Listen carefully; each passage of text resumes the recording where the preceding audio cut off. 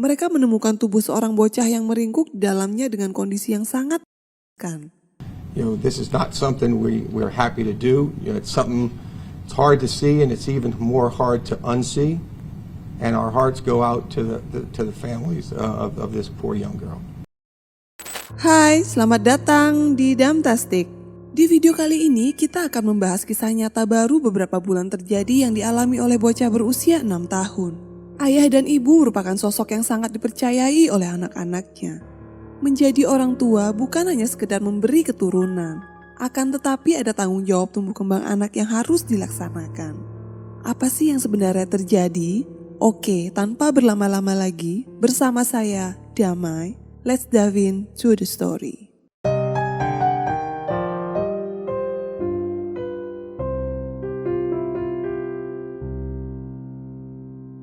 Arahan New Orleans merupakan kawasan yang rindang, nyaman, dan damai untuk ditempati oleh sebuah keluarga yang ingin membangun kehidupan barunya. Di wilayah tersebut jarang sekali terdapat tindak kejahatan ataupun perbuatan kriminal. Semua orang yang tinggal di kota itu telah membentuk komunitas yang sehat dan mengedepankan kerukunan. Daerah tersebut juga sangat terasa lapang dan cukup luas karena hanya dihuni oleh kurang lebih 9.000 jiwa. Pada pagi hari di tanggal 26 April tahun 2023, seorang pria bernama Michael Fontaine melaporkan ke polisi dan mengatakan bahwa anaknya yang bernama Bella Fontaine telah menghilang bersama dengan pacarnya yang saat itu tinggal serumah dengannya. Sang pacar adalah seorang wanita Asia yang bernama Buna Klim atau sering disapa dengan Hannah London. Michael memaparkan kepada petugas bahwa pagi itu terasa aneh karena saat bangun tidur ia tidak mendengar suara keributan. Suasana rumah tidak seperti biasanya. Suara Arya Fontaine berusia 7 tahun dan Bella Fontaine berusia 6 tahun selalu terdengar ramai dan ricuh saat akan bersiap pergi ke sekolah. Pria itu juga menjelaskan ia terbangun kemudian menuju ke kamar anak-anaknya dan menemukan Arya di dalam kamar dalam kondisi masih tidur. Namun saat itu ia tidak menemukan Bella di kamar. Awalnya sang ayah hanya mengira bahwa putri bungsunya sedang bersembunyi dan mengajaknya bermain petak umpet. Michael pun mencari Bella dengan membuka selimut sang bocah, mengintip di kolong ranjang dan mencari di tempat lainnya. Akan tetapi pria itu tidak menemukan sang putri. Sang ayah lalu bergegas mencari Bella dan kekasihnya di sekitar halaman rumah. Kemudian ia pun bertanya kepada beberapa tetangga apakah mereka melihat putri bungsu dan pacarnya yang sedang berada di luar rumah pada pagi itu. Akan tetapi di lingkungan tersebut tidak ada satupun orang yang mengetahui keberadaan sang bocah dan ibu tirinya. Mendengar hal ini, Michael pun mulai dilanda kepanikan. Pria itu menjadi sangat khawatir dengan kondisi sang putri dan kekasihnya yang amat ia cintai. Ia lalu kembali ke dalam rumah dan segera menghubungi petugas kepolisian. Tak lama kemudian, beberapa pihak kepolisian datang ke kediaman Michael. Para petugas lalu berpencar melakukan pencarian di kompleks perumahan dengan menelusuri kawasan tersebut secara menyeluruh. Setelah itu pada pukul 7.30 pagi, polisi kemudian mendatangi rumah ibu kandung dari Arya dan Bella. Wanita tersebut bernama Jennifer Celedon yang tinggal tidak jauh dari rumah mantan suaminya. Saat pihak berwajib tiba di sana dan melakukan interogasi, wanita itu pun terlihat sangat kebingungan. Salah seorang polisi mengatakan tujuan mereka mendatangi rumahnya dan menginformasikan bahwa putrinya yang bernama Bella telah menghilang. Mendengar hal tersebut, Jennifer pun menjadi sangat terkejut dan sempat tak percaya dengan perkataan polisi. Petugas lalu menginstruksikan agar wanita itu tetap berada di rumahnya selama mereka melakukan penggeledahan. Tak berselang lama, seorang petugas menemukan ember plastik yang mencurigakan di halaman rumah Jennifer. Polisi lalu menduga ada sesuatu yang disembunyikan oleh wanita itu karena ember tersebut biasanya digunakan untuk menyimpan kaporit ataupun klorin. Beberapa petugas kemudian memeriksa isi dari benda tersebut. Dengan sangat mengejutkan, mereka menemukan tubuh seorang bocah yang meringkuk di dalamnya dengan kondisi yang sangat mengenaskan. Setelah tubuh bocah itu dikeluarkan, ternyata itu adalah Bella Fontaine yang dilaporkan menghilang. Saat itu, sang bocah ditemukan dalam kondisi utuh dengan posisi tertekuk dan tidak ada bagian tubuh yang terpisah. Petugas kembali membungkus Bella dan membawanya ke rumah sakit untuk dilakukan tindakan otopsi. Sementara itu Michael dan Jennifer yang mengetahui temuan para petugas menjadi sangat terguncang. Tak lama kemudian petugas membawa kedua pasangan tersebut ke kantor polisi untuk dimintai keterangan lebih lanjut. Saat sedang mewawancarai Mikhail dan Jennifer, petugas dapat merasakan kesedihan yang mendalam dari ekspresi keduanya. Mereka menunjukkan sikap yang normal sebagai orang tua yang kehilangan anaknya secara tiba-tiba. Bahkan, keduanya tidak menunjukkan sikap yang mencurigai saat dimintai keterangan. Saat itu Mikhail menjadi sangat linglung dan tidak bisa mengeluarkan kata-kata. Sementara itu, Jennifer hanya bisa menangis secara terus-menerus sambil sesekali berteriak karena tidak terima atas apa yang terjadi kepada buah hatinya. Sehingga polisi pun tidak menaruh curiga pada Mikhail ataupun Jennifer. Berdasarkan informasi dari sang ayah, biasanya Arya dan Bella dirawat oleh kekasihnya yang bernama Hannah.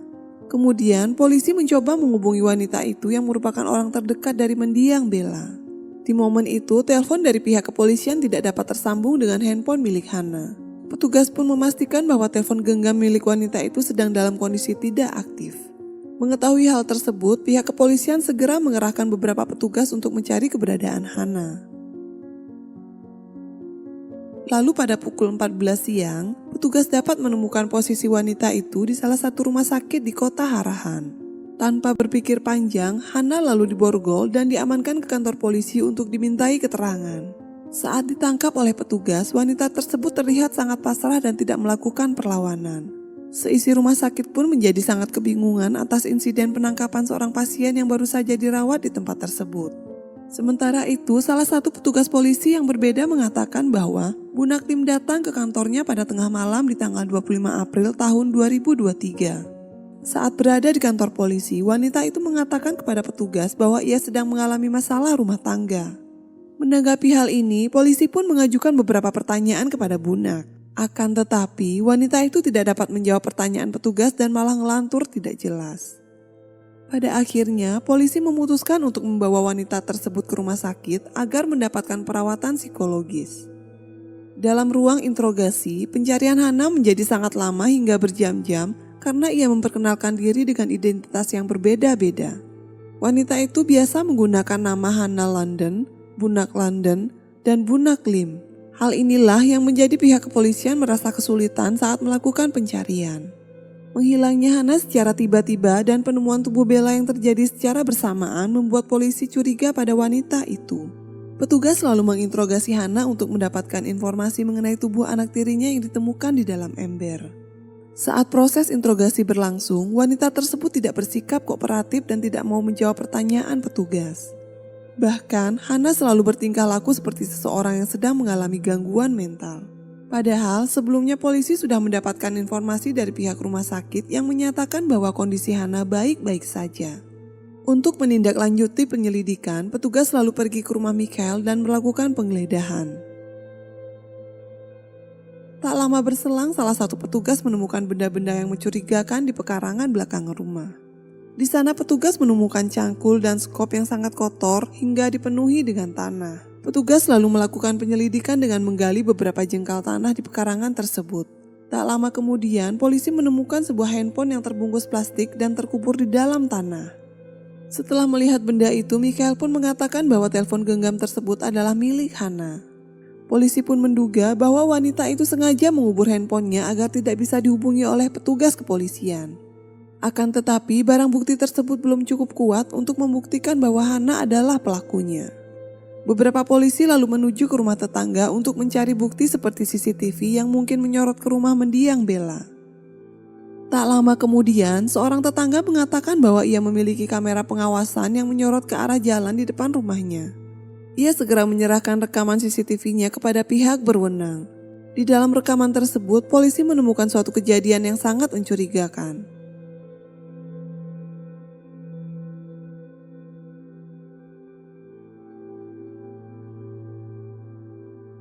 Dari video itu, polisi melihat dengan sangat jelas kehadiran seorang wanita yang berjalan dengan menarik gerobak mainan. Di atas gerobak tersebut terdapat ember plastik berukuran besar yang merupakan wadah kaporit. Ia terlihat berjalan dengan sangat santai, bahkan ketika berpapasan dengan sebuah mobil, ia tetap melanjutkan perjalanannya dengan tenang. Dalam hal ini, kecurigaan polisi semakin bertambah kuat karena pakaian sang wanita di video itu sama dengan baju yang dipakai oleh Hannah. Ember yang dibawa oleh sang wanita juga sama persis dengan ember yang ditemukan di halaman rumah Jennifer. Selain itu, Gerobak kecil yang digunakan untuk mengangkut ember tersebut adalah salah satu mainan milik Arya dan Bella.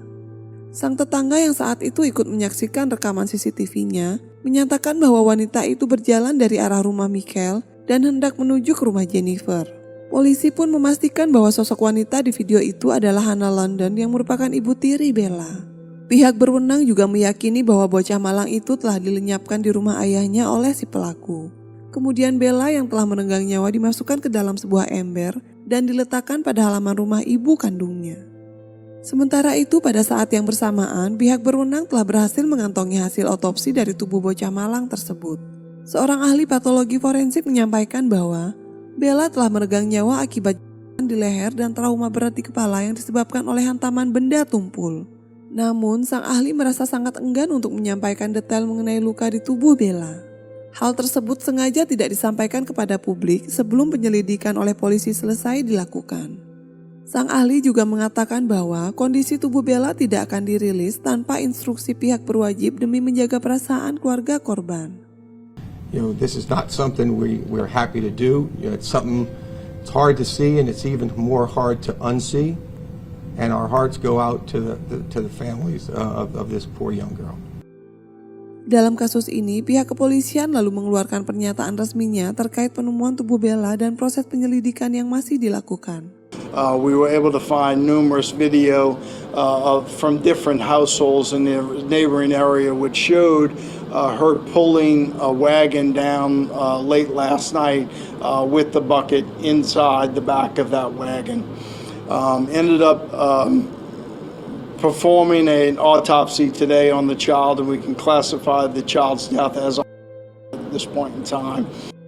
Polisi yang bertugas saat itu juga menyampaikan duka yang mendalam atas peristiwa tragis yang menimpa bocah malang itu. Mereka juga mendoakan agar keluarga korban diberi kekuatan dan ketabahan dalam masa berkabung yang akan dilalui dengan sangat berat. Di sisi lain, penyelidik masih berusaha mencari tahu latar belakang dari Hannah London. Beberapa waktu kemudian, petugas menemukan fakta bahwa wanita itu sempat berselisih dengan ibu kandung Bella. Di dalam catatan kepolisian, Hannah dan Jennifer pernah dilaporkan karena terlibat pertengkaran secara fisik. Peristiwa pertikaian itu terjadi di Riverside Country Club pada saat acara perlombaan renang untuk anak-anak. Selain itu, perseteruan di antara keduanya memang kerap terjadi selama beberapa kali di sepanjang tahun 2021. Bahkan menurut catatan tindak kriminal, Hannah dan Jennifer saling mengancam dan menyerang satu sama lain. Tak hanya itu saja, menurut laporan bibi Bella yang bernama Evelyn, pada beberapa waktu yang lalu Hannah telah menyerang dirinya dan Jennifer. Berdasarkan catatan tersebut, polisi kemudian memanggil ibu kandung Bella dan Evelyn untuk dimintai keterangan lebih lanjut. Di momen ini, Jennifer enggan berbicara banyak kepada pihak kepolisian. Wanita itu masih dalam keadaan terguncang dan mengalami keputusasaan. Namun, petugas tetap harus melakukan interogasi demi mengungkap kasus Bella. Dalam wawancara tersebut, Evelyn lebih banyak berbicara dan menjelaskan secara gamblang terkait pertengkaran yang terjadi 2 tahun yang lalu. Saat itu, Evelyn juga menyampaikan bahwa Hannah adalah orang yang sangat arogan dan suka memutarbalikkan fakta. Pada kenyataannya, wanita itu memang sering bertindak buruk kepada Jennifer dan Evelyn. Menurut pernyataan sang bibi, Hannah pernah melarang Jennifer yang ingin memeluk Bella. Padahal kala itu sang ibu ingin mengungkapkan rasa bangga kepada putrinya yang telah menyelesaikan perlombaan renang. Pada acara tersebut, Hannah mengatakan bahwa Jennifer tidak boleh memeluk Bella karena tidak memiliki hak asuh. Wanita itu juga mencengkeram tangan sang anak lalu menariknya untuk menjauhi sang ibu kandung. Mendapati perlakuan seperti itu, Jennifer pun merasa sangat geram dengan tindakan Hannah. Ia menjadi marah dan mulai memaki-maki kekasih mantan suaminya tersebut. Saat itu Evelyn pun memberikan pandangannya bahwa tidak seharusnya Hannah bersikap demikian. Hal tersebut dikarenakan bahwa Jennifer masih mempunyai hak untuk sekedar memeluk buah hatinya. Sang bibi juga mengatakan bahwa Hannah sempat mengeluarkan ponselnya dan merekam pertikaian mereka. Wanita itu melakukan perekaman saat ia dan Jennifer sudah benar-benar marah. Hannah pun mengancam akan menggunakan rekaman itu untuk melaporkan Jennifer ke polisi atas tuduhan penyerangan terhadap dirinya. Bahkan Hannah juga bertindak kasar dengan Jennifer dan membunuh Evelyn. Hal tersebut sangat tidak etis jika dilakukan di depan umum bahkan di depan anak-anaknya yang masih kecil. Lalu keduanya terlibat pertengkaran yang sangat dramatis hingga menjadi bahan tontonan oleh orang-orang di sekitar. Evelyn kemudian berniat untuk membantu sang kakak dan melerai mereka. Akan tetapi ia justru balik oleh Hannah hingga kepalanya terasa sangat sakit. Sang bibi lalu bergegas menghubungi Mikhail dan menceritakan pertengkaran yang sedang terjadi. Tak lama kemudian, pria itu tiba di lokasi kejadian dan melerai 3 orang wanita dewasa yang sedang bertengkar di hadapan anak-anaknya. Usai menyelesaikan permasalahan tersebut, sang mantan suami tetap mengizinkan Jennifer untuk menemui buah hati mereka. Pria itu pun tidak pernah mempersoalkan tentang kebersamaan anak-anak dengan ibu kandungnya. Sementara itu, pada beberapa tahun yang lalu, Mikhail dan Jennifer sempat bersitegang selama proses perpisahan. Mereka juga pernah mengalami perselisihan saat memperdebatkan hak asuh anak.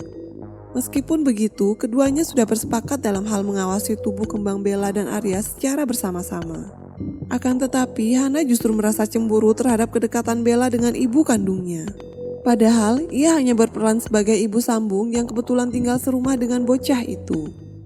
Dalam hal ini, Hannah tidak mempunyai hak sedikit pun untuk berbicara mengenai hak asuh Bella. Wanita itu juga tidak berhak melarang Jennifer untuk menemui anak kandungnya sendiri. Setelah kejadian itu, Hannah dan Jennifer saling melaporkan dan menuntut ke pengadilan negeri. Namun, laporan yang dibuat oleh si ibu tiri ditolak oleh pihak pengadilan karena tidak memiliki bukti-bukti yang kuat. Mendengar ucapan Evelyn, pihak kepolisian pun memutuskan untuk menetapkan Hannah sebagai calon tersangka utama.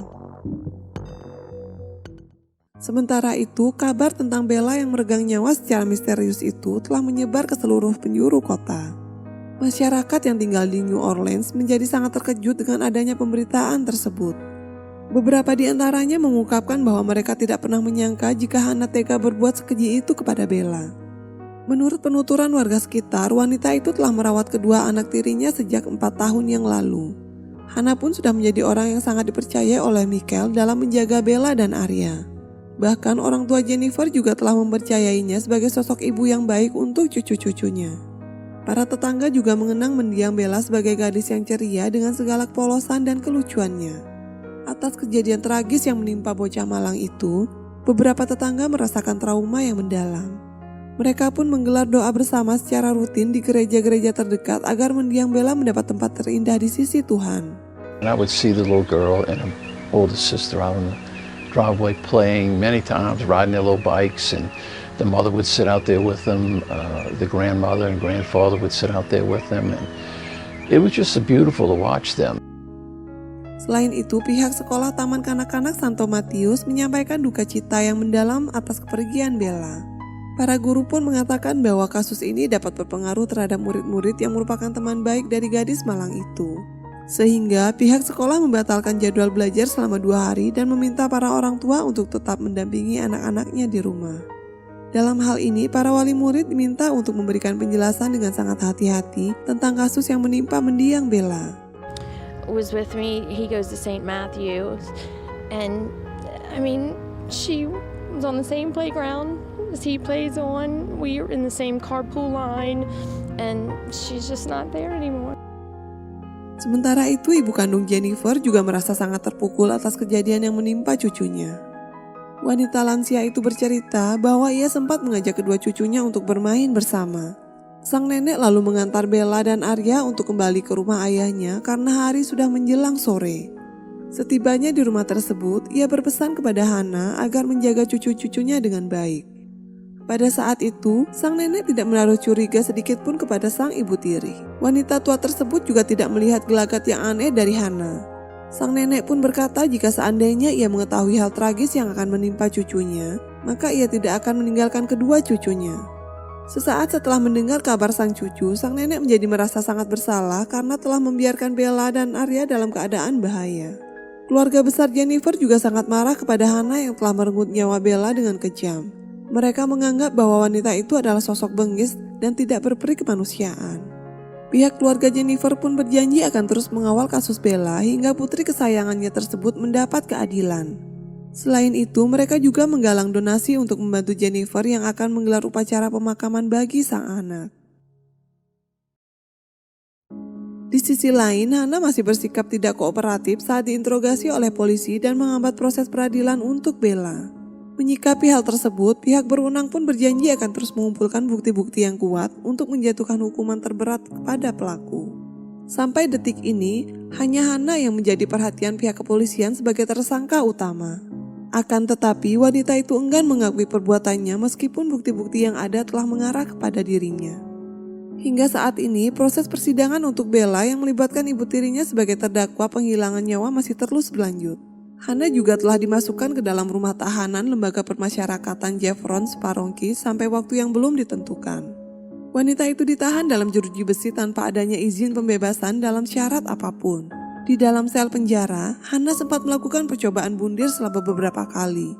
Hal inilah yang menyebabkan jadwal persidangan harus diundur dan proses peradilan untuk kasus Bella menjadi tertunda.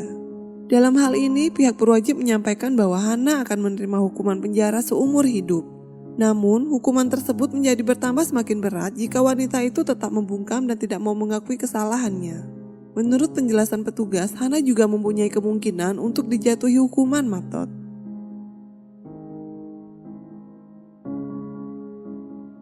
Hal positif yang dapat kita petik dari kasus ini bahwa hadirnya sosok ibu tiri akan memberi dampak yang berbeda terhadap tumbuh kembang anak.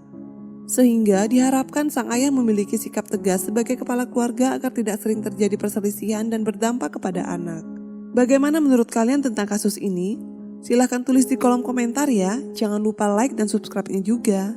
Jaga diri kalian. Sampai jumpa lagi di video berikutnya. Thank you and goodbye.